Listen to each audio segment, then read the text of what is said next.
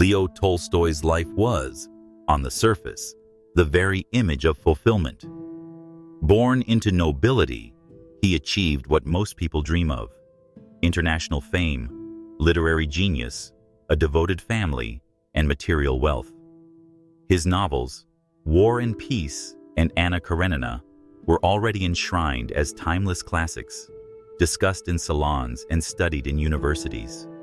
He had influence, admirers, and a legacy that seemed indestructible. But beneath this external success, a storm was gathering, one so profound that it would unravel everything he thought he understood about life. At the height of his fame, a single haunting question began to erode the foundations of his world. What is the meaning of life if it all ends in death? This wasn't idle speculation. It was a consuming, existential crisis.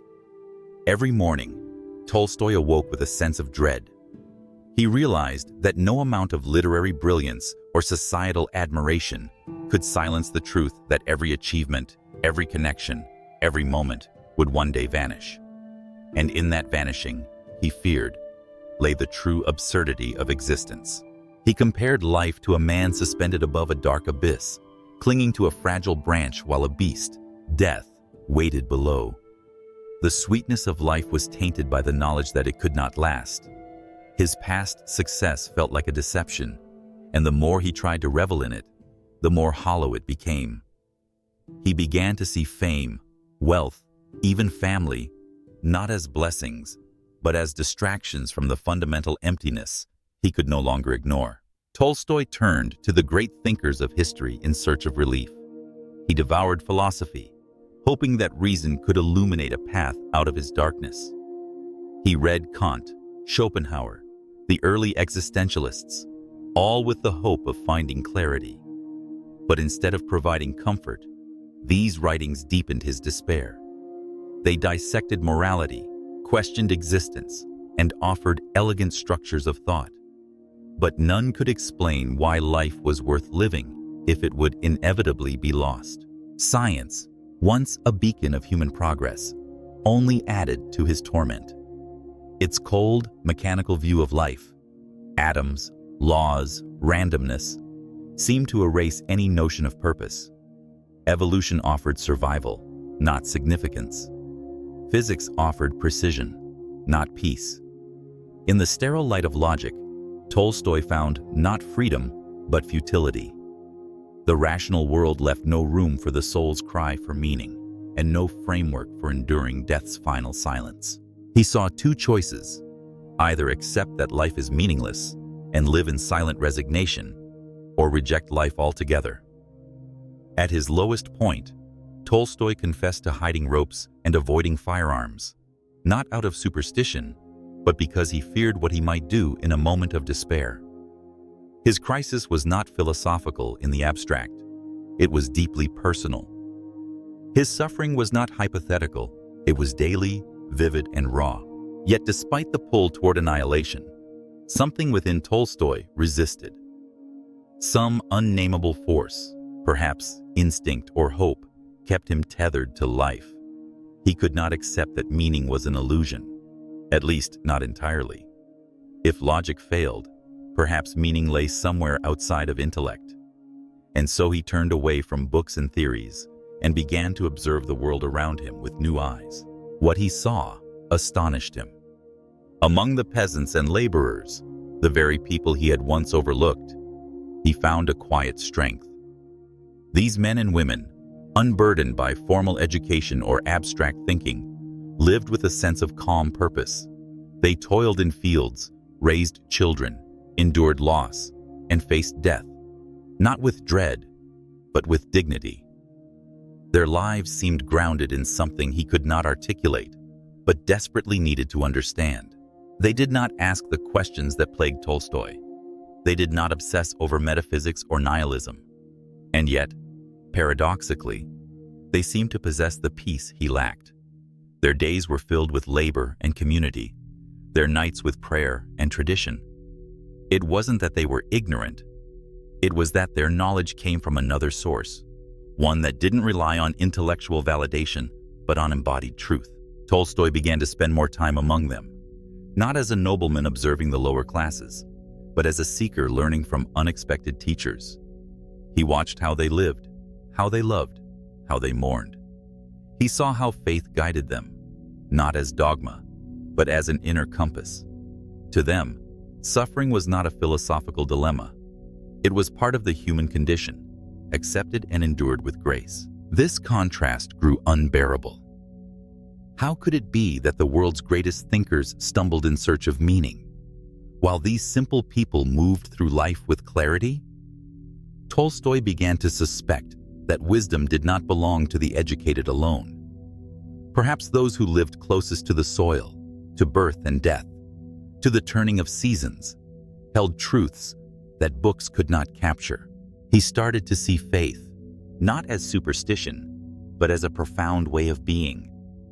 The peasants believed in something beyond themselves. They didn't need proof or argument. Their belief was visceral, lived, unquestioning. And through that belief, they transcended the existential fears that haunted him. They did not see life as a problem to be solved, but as a gift to be received with humility. Tolstoy's own rejection of religion began to crack. For years, he had dismissed it as a crutch for the weak. Now, he saw it as a structure that gave people strength, community, and purpose.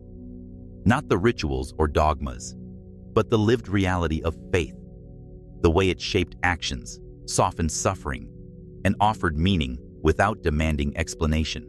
In this realization, something shifted. Tolstoy began to understand that meaning is not found through analysis, but through surrender, through love, service, connection, through living each day as if it matters, even when certainty is impossible.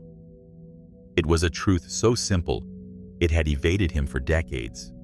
Meaning does not come from proving life is worth living. It comes from living as if it is. This transformation was not sudden. It unfolded slowly, painfully, as Tolstoy let go of the intellectual scaffolding he had built his life upon. He began to question not only his philosophy, but his values, his identity, even his achievements. What good were his books if they didn't help him or others live better lives? What value did his fame have if it only fed a false self? He came to see his wealth as a burden, his status as a wall between him and truth, and so he began to renounce them. He simplified his life, dressed like a peasant, gave away property. He walked among the poor not to help them, but to learn from them. He no longer saw them as lesser beings, but as guides to a life more real than the one he had known. Tolstoy wrote about this shift in a confession, a brutally honest account of his despair and search for meaning. It was not a work of philosophy, it was a cry from the soul.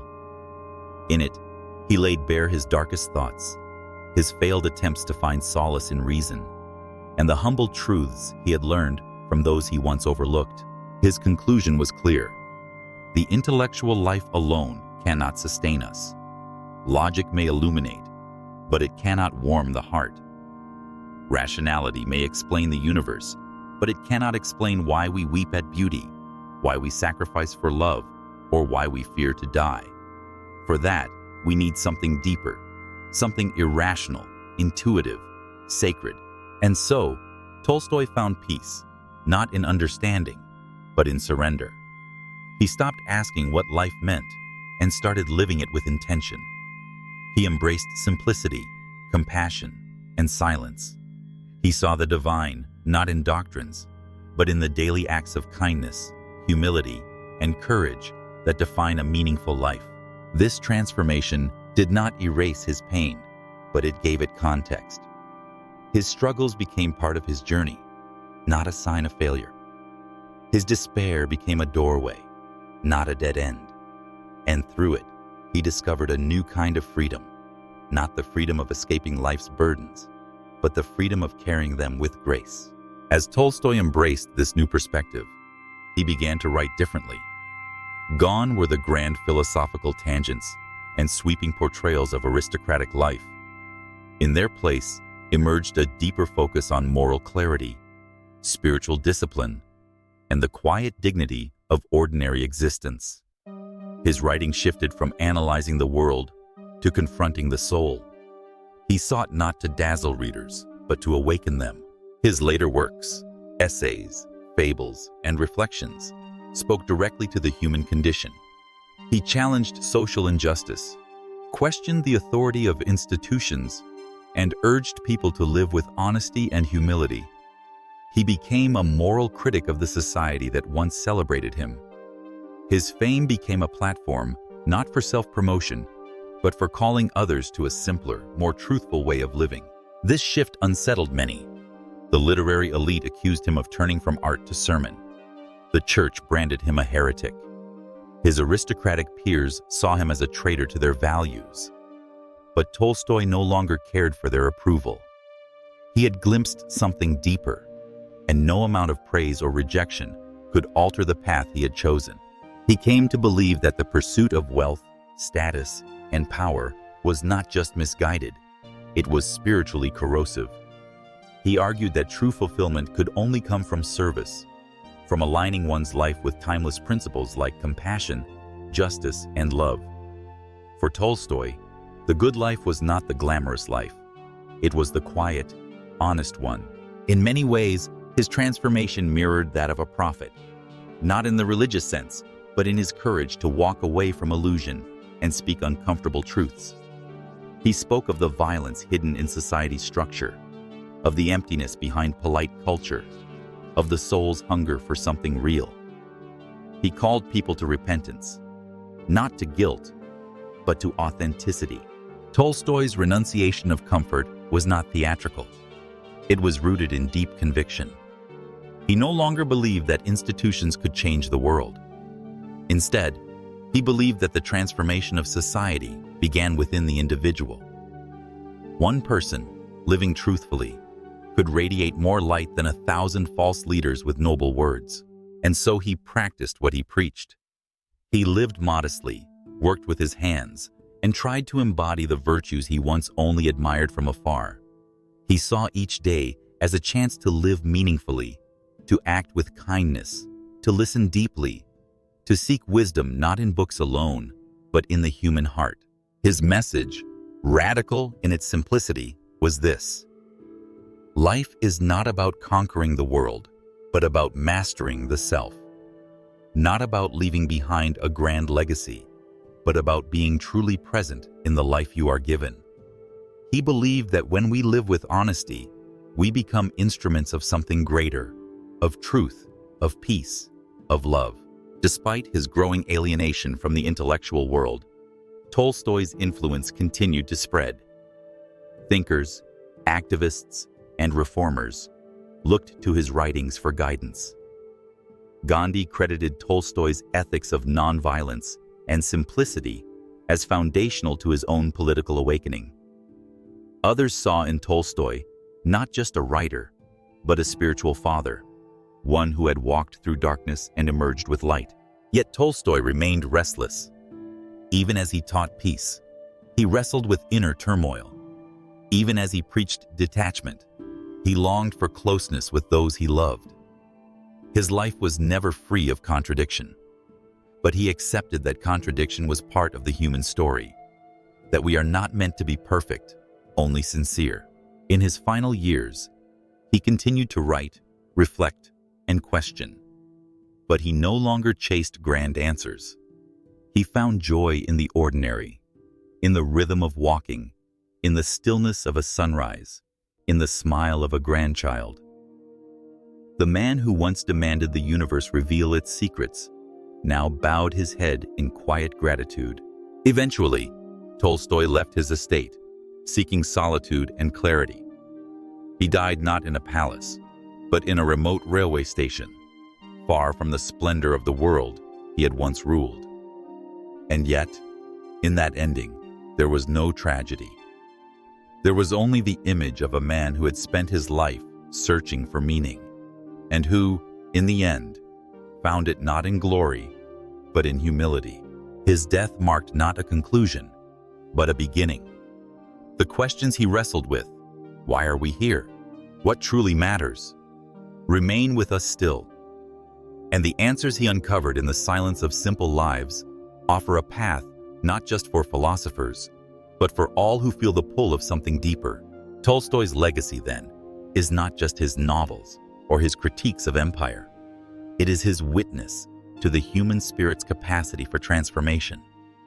It is the journey of a man who had everything, lost everything, and discovered that in losing, he had gained what truly counts. He reminds us that despair is not the end. It is the beginning of awakening. That emptiness, when faced with courage, becomes the space where new life can grow. That meaning is not found in thinking alone, but in the way we love, serve, and surrender to what is. And most importantly, Tolstoy teaches us that truth is not a destination, but a way of walking. A life lived not in fear of death, but in reverence for each fleeting breath. Not in proving our worth, but in becoming worthy by how we live. That is the meaning he discovered, and it is still waiting for us, if we are brave enough to seek it.